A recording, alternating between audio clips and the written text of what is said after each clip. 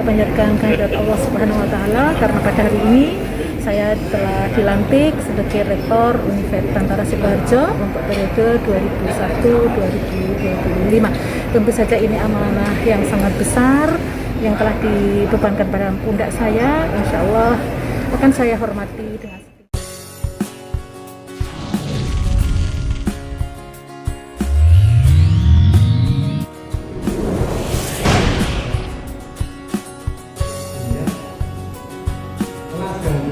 yang kolaboratif dan fasilitasi program studi yang berstandar internasional. Itu ya.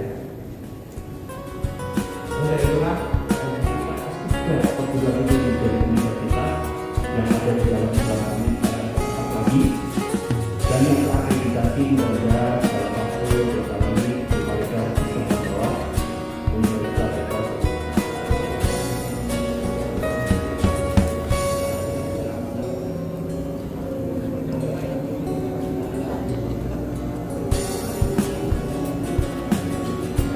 Dilanjutkan foto bersama. Saya panjatkan kehadirat Allah Subhanahu wa Ta'ala karena pada hari ini saya telah dilantik sebagai Rektor Universitas Tantara Sidoarjo untuk periode 2021-2025. Tentu saja ini amanah yang sangat besar yang telah dibebankan pada pundak saya. Insya Allah akan saya hormati dengan setinggi-tingginya dan saya jalankan dengan sebaik-baiknya. Semoga saya tidak mengecewakan kepada semua pihak yang telah mempercayakan amanah ini kepada diri saya, dan saya selalu memohon semoga Allah memberikan bimbingan kepada saya sehingga doa-doa seluruh sivitas akademika demi kemajuan universitas dapat tercapai dengan baik. Saya ingin mengucapkan terima kasih kepada semua teman, sejawat, dan juga seluruh sivitas akademika, juga yayasan, pembina, pengawas, dan semuanya yang telah sepenuhnya memberikan kepercayaan ini kepada saya. Kita akan bangkit bersama-sama, sama-sama berjuang demi kemajuan Univet ke depan untuk lebih baik. Apa gebrakan 3 bulan pertama, 100 hari pertama? Insya Allah hal pertama yang akan saya lakukan adalah memperbaiki dan meningkatkan kinerja dosen dan tentu saja karyawan, karena itu menjadi basic kemajuan dari Universitas Tantara Sidoarjo. Kemudian yang perlu juga segera untuk ditingkatkan adalah mengenai sistem informasi yang sekarang ini sudah dikembangkan oleh rektor yang lama, akan terus kita kuatkan dan kita perbaiki supaya data-datanya itu bisa lebih lengkap, karena sistem sudah dikembangkan dari lama, namun mengenai datanya itu masih perlu untuk dilengkapi. Itu yang memang harus pertama dilakukan, karena sekarang penilaian perguruan tinggi itu berbasis data ya, semua dengan sistem informasi, maka sistem informasi itulah yang pertama-tama menjadi target kami untuk kinerja rektor setelah dilantik. Bocoran, Ibu kan tadi dikatakan sebentar lagi SK-nya mau turun. Gimana perasaannya, Bu? Hitungan hari.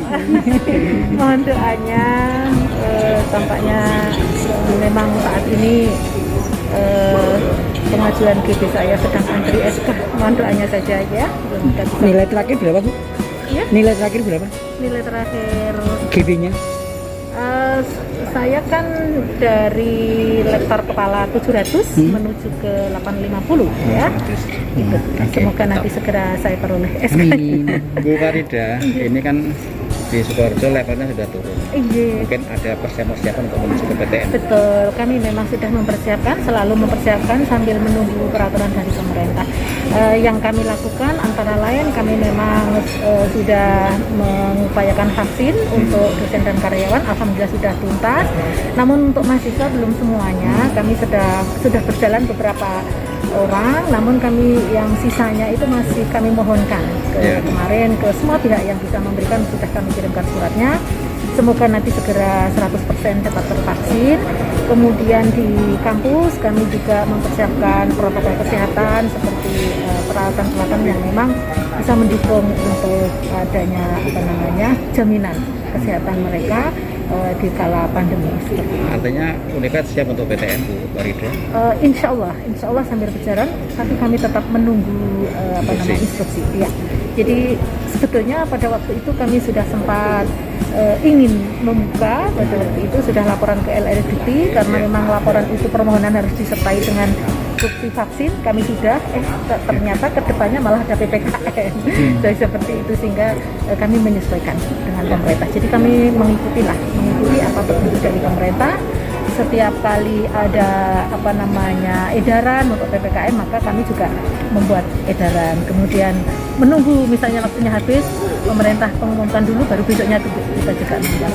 Nah ini kami berharap selesai ya, kayaknya kan sudah reda ya, tapi ternyata masih ada dilanjut ini meskipun levelnya sudah turun. Nah kami masih tetap juga melaksanakan PPKM dulu dan dengan memasukkan karyawan dan dosen itu 50% saja. Kita berharap ini yang terakhir ini, Bapak-bapak, terakhir segera kalau bisa 100%, nanti kita akan memulai dengan perkuliahan yang tatap muka. Karena bagaimanapun tentu saja mengurangi kebahagiaan mahasiswa ini kalau kuliah jarak jauh ya, meskipun kita Univet itu sudah memiliki SPADA, jadi pembelajaran jarak jauh pun sebenarnya tidak masalah karena sudah menggunakan SPADA sehingga kegiatan sinkron maupun asinkron itu bisa terdeteksi dengan baik. Dan alhamdulillah SPADA Univet juga sudah terintegrasi dengan SPADA Indonesia, karena memang sekarang kinerja perguruan tinggi itu akan dilihat bukan dari hanya pelaporannya melalui PDDikti, tetapi dalam prosesnya pun juga akan dilihat. Maka mereka memantau kinerja kita, bagaimana memberikan kuliah, melaksanakan proses pembelajaran melalui SPADA yang terintegrasi dengan SPADA Indonesia. Baik. Kita itu punya komitmen di Jawa Tengah itu setiap tahun ada lulusan SMA, MA dan seterusnya itu jumlahnya antara 1,2 sampai 1,4 juta. Ya. Sementara kapasitas perguruan tinggi negeri itu kapasitasnya sekitar 80 sampai 110 ribu. Nah, pada perguruan tinggi swasta di Jawa Tengah ada 239. Jadi kami punya peluang mengcover hampir sekitar 300 ribu. Nah, 300 ribu itu kan bukan angka yang sedikit untuk masalah keuangan dan pembangunan daerah. Nah, maka kami akan mencoba dengan para rektor yang baru bekerja sama lebih mengintegrasikan dengan program-program di pemerintah daerah.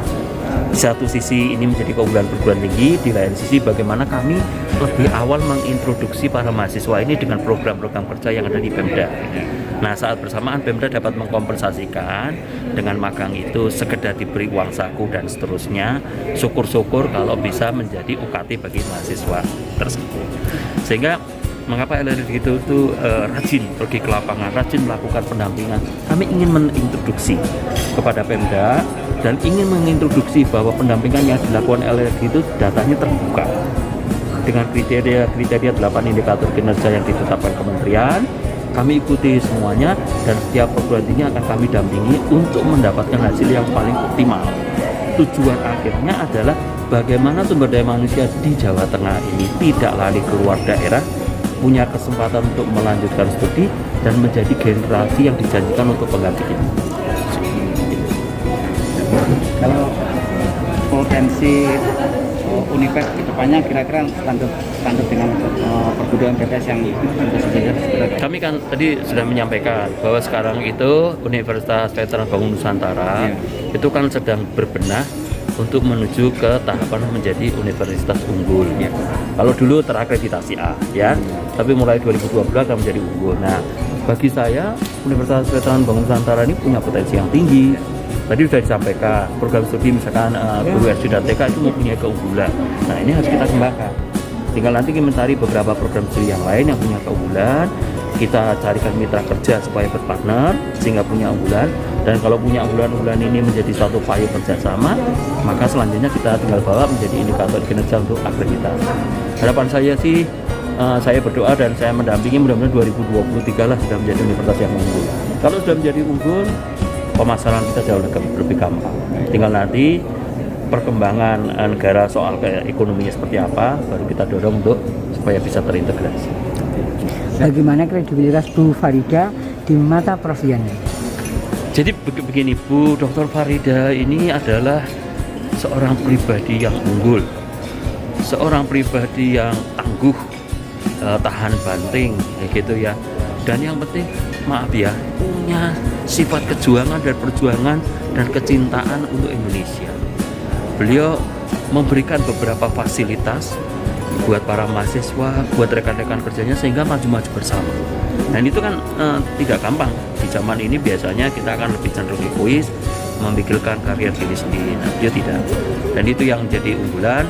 Saya sekarang memang sedang berdoa dan membantu beliau, mudah-mudahan dalam waktu dekat surat keputusan guru besarnya segera keluar. Sehingga karena itu beliau lebih punya banyak keleluasaan untuk membantu masyarakat dan meningkatkan prestasi perguruan tinggi. Sudah masuk ya Prof? Ya ini mudah-mudahan hitungannya hari ya. Kayak lagunya Krisdayanti aja nih menghitung hari.